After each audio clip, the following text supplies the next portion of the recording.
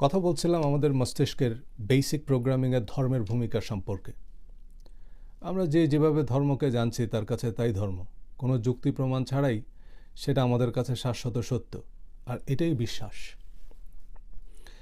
বিশ্বাসের সাথে বিজ্ঞানের পার্থক্য না বোঝার কারণেই ধর্ম আর বিজ্ঞানকে আমরা মুখোমুখি দাঁড় করাই। বিজ্ঞান হচ্ছে যেটা আপনি জানেন বা বিভিন্ন তথ্য প্রমাণাদি বিচার বিশ্লেষণ করে বিশেষভাবে জানেন, আর বিশ্বাস হচ্ছে যেটা আপনি জানেন না কিন্তু বিশ্বাস করেন। যেমন আপনার দুটি চোখ আছে এবং আপনি এটা জানেন, তো আপনি নিশ্চয়ই বলবেন না যে আমি বিশ্বাস করি যে আমার দুটি চোখ আছে, কারণ আপনি এটা অলরেডি জানেন। যেখানে মানুষের এই জানার শেষ, সেখান থেকেই বিশ্বাসের শুরু। গতকাল কি হয়েছে তা আমরা জানি বা জানতে পারি, কিন্তু আগামীকাল কি হবে আমরা নিশ্চিত জানি না, কিন্তু আমরা বিশ্বাস করি ভালো কিছুই হবে। এ কারণেই বিশ্বাস বিতর্কের ঊর্ধ্বে। আপনি আমি ধর্ম নিয়ে এত বিতর্ক করছি কোনটা সঠিক এটা প্রমাণ করার জন্য। ধরুন ইসলাম, হিন্দু, বৌদ্ধ, খ্রিস্টান, ইহুদি, শিখ, প্রতিটা ধর্মের শীর্ষ পণ্ডিতদের একসাথে বসালে কি নির্ধারণ করতে পারবে কোনটা শাশ্বত সত্য? পারবে না। দিন শেষে যে যার ধর্ম নিয়েই ফিরে যাবে। তাই কারো ধর্মবিশ্বাস, ধর্মমত, ধর্মগুরুকে অসম্মান করলে প্রকারান্তরে আপনি তাকেই অসম্মান করলেন এবং আপনার ধর্মমতের জন্য অসম্মান ডেকে নিয়ে আসলেন।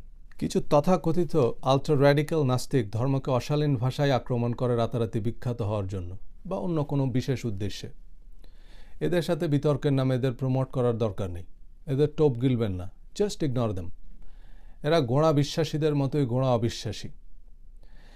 কেন অবিশ্বাস করছে তার কোনো প্রমাণ তাদের কাছে নাই। কারণ বিশ্বাস যেমন প্রমাণ করা যায় না, অবিশ্বাসও তো প্রমাণ করা যায় না। সত্যিকারের নাস্তিক বা অবিশ্বাসী যারা, তারা ঈশ্বরে অবিশ্বাস করলেও সে অবিশ্বাসের পিছনে তাদের একটা ভাবনা থাকে। তারা অন্য ধর্মবিশ্বাসকে আক্রমণ বা অসম্মান করে না। ঈশ্বর থাকতে পারেন এই সম্ভাবনাকে উড়িয়েও দেন না।